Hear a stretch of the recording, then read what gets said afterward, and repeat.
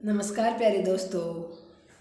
देखिए प्यारे साथियों, आज हम बात करेंगे इस वीडियो में कि आपको सफलता कौन दिलाएगा, यानी आपकी सफलता में सबसे ज़्यादा योगदान किसका होगा। और 2-3 ऐसे कमेंट्स देखे मैंने कि अपनी सामग्री पर विश्वास ना करके बच्चे, और अभी भी कई तो पूछ ही रहे हैं कि ये पढ़ लें पर्याप्त है क्या, ये पढ़ लें पर्याप्त है क्या। तो इस बारे में साथियों आपको हमेशा ही राय देती आई हूँ, और आज फिर एक मोटिवेशनल मान लीजिए आप, या आपकी राय के लिए मान लीजिए एक वीडियो फिर बना रही हूँ। सबसे पहले अगर मैं बात करूँ, पहले तो मैं आप सभी से उम्मीद करती हूँ कि आप सब अपनी तैयारी में बड़ी ही अच्छी प्रकार से आप लगे हुए हैं, यानी इस समय किसी भी प्रकार के आप अपने पढ़ाई में डिस्टर्बेशन नहीं आने दे रहे, यानी कोई लापरवाही आप इस समय नहीं बरत रहे हैं। ये मेरी आपसे अपेक्षा है। भले ही आप सेकंड ग्रेड की तैयारी कर रहे हैं, भले ही आप फर्स्ट ग्रेड की तैयारी कर रहे हैं जिसमें समय बहुत कम है, कोई भी साथी अपनी पढ़ाई के प्रति बिल्कुल भी लापरवाह ना हो, क्योंकि आपके लिए करो और मरो के समान है। अब इस समय या तो आपको सफलता हर हाल में चाहिए साथियों। इस समय आपकी स्थिति करो या मरो वाली होनी चाहिए। आराम हराम है, ये इस समय आपके लिए उपयुक्त नारा होगा।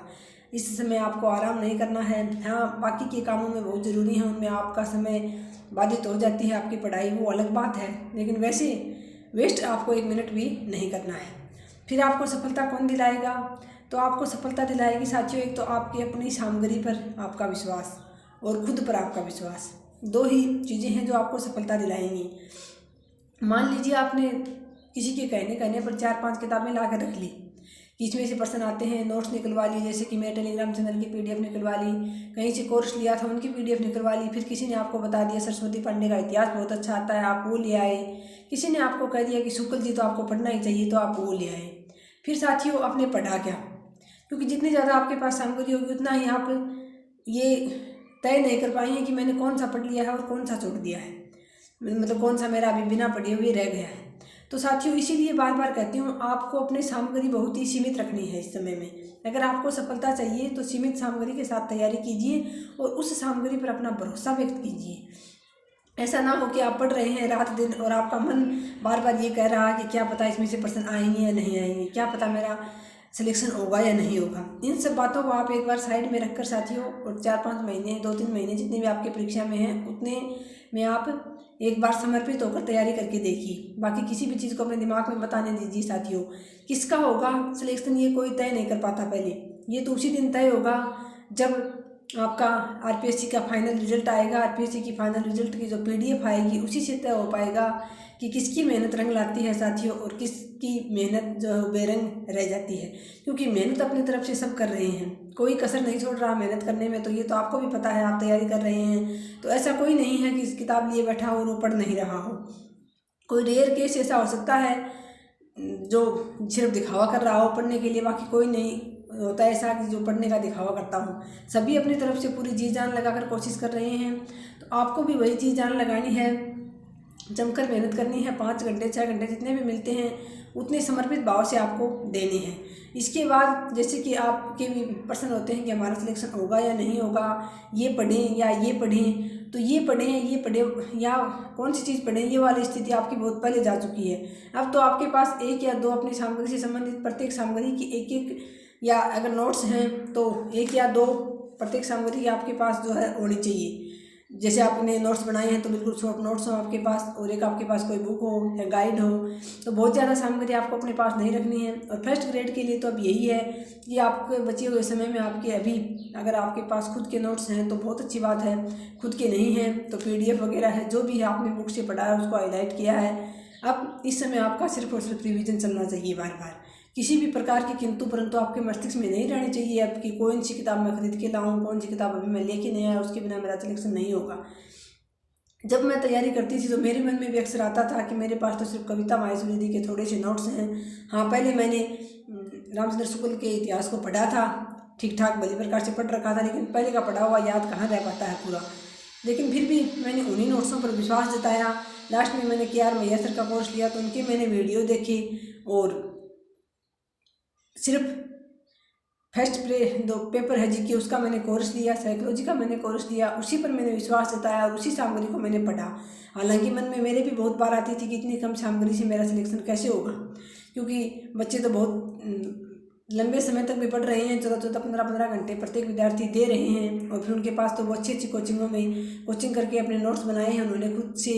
और हाँ, मेरे पास नोट्स बहुत अच्छे थे और कविता माहेश्वरी जी का खुद का सिलेक्शन हुआ था उन नोट्स से, तो वही नोट्स मैंने उपलब्ध करवाए थे और उसी पर विश्वास करके मैंने वो नोट्स बनाए थे उन दी की बात पर। और ऐसे ही आप में से बहुत सारे बच्चे हैं जो मेरी बात पर विश्वास करके इस बार उन्होंने भी मेरी PDF से नोट्स बनाए हैं, मेरी PDF भी पढ़ रहे हैं। बात कई बार ये आ जाती है, एक रतन वैष्णव जी हैं शायद उनका नाम है, एक भाई हैं, वो सारे कई बार कमेंट्स करते हैं, बहुत ही पॉजिटिव अच्छे कमेंट्स करते हैं। वो कल उनका ही कमेंट्स था कल परसों कि कविता माहेश्वरी दी के नोट्स पर्याप्त हैं क्या, मैं उन्हीं से पढ़ रहा हूँ और बाकी अभ्यास के लिए प्रश्न देख रहा हूँ। मेरे नाम ध्यान में नहीं है, माफ़ी चाहूँगी अगर मैंने नाम दूसरा ले दिया हो, तो रतन वैष्णव जी ही नाम मेरे ध्यान में आ रहा है। तो पर्याप्त कुछ नहीं कर सकते सर, उनको मैंने लिखित में भी कमेंट्स का जवाब दे दिया था, लेकिन फिर भी यही कहूँगी कि हम पर्याप्त किसी को कुछ नहीं कर सकते। अगर आपने उन नोट्स को 2 से 3 बार अच्छी प्रकार से रिवीजन कर लिया है तो आप कोई अन्य वीडियो देख लीजिए यूट्यूब पर, कुछ अन्य जो आपकी सामग्री से अलग हों, हटके हों, ऐसी वीडियो देख लीजिए। आपने कोर्स लिया है कहीं से तो आप शॉर्ट नोट्स के रिवीजन के लिए वो नोट्स पढ़िए, लेकिन जो अगर आपने कोर्स लिया है तो उस कोर्स की वीडियो आप ज़रूर देखें। इसके अलावा यूट्यूब पर भी बहुत सारे सर हैं, जैसे NDC क्लासेज हैं नरेंद्र दान चारण सर की, उन्होंने पूरा कोर्स फर्स्ट ग्रेड और सेकंड ग्रेड का करवाया। अगर आप शुरू से लेकर लास्ट तक उनके वीडियो देखते हैं पूरे, तो आप उनके वीडियो देख सकते हैं। अभी सेकंड ग्रेड के लिए उनकी किताब भी आई है प्रश्नों की। मेरी एक बहुत ही प्यारी सी बहन है अवोन गोस्वामी जी, उनका कहना था कि दीदी आप एक बार उनकी उस किताब के लिए बोलें। हालांकि मैंने किताब देखी नहीं है, लेकिन फिर भी नरेंद्र दान चारण सर के मैंने 1-2 बार वीडियो सुने थे, उनकी सामग्री अच्छी होती है, तो किताब भी उनकी अच्छी ही आई है। और जो तैयारी करने वाले बच्चे हैं वो बता रहे हैं, अवोन जी कह रही थी कि मेरे कहने पर आप एक बार उस किताब को बता देना, तो सेकंड ग्रेड वाले साथी लेके आना चाहें अभ्यास के लिए, तो उनकी प्रश्नों की कोई बुक आई है वो आप उनके यूट्यूब चैनल पर कमेंट्स वगैरह करके पता लगा सकते हैं। तो आप, मैं ये नहीं कह रही कि आप सिर्फ नोट्स से सीमित रहिए या हम ये कह दें कि पर्याप्त हैं।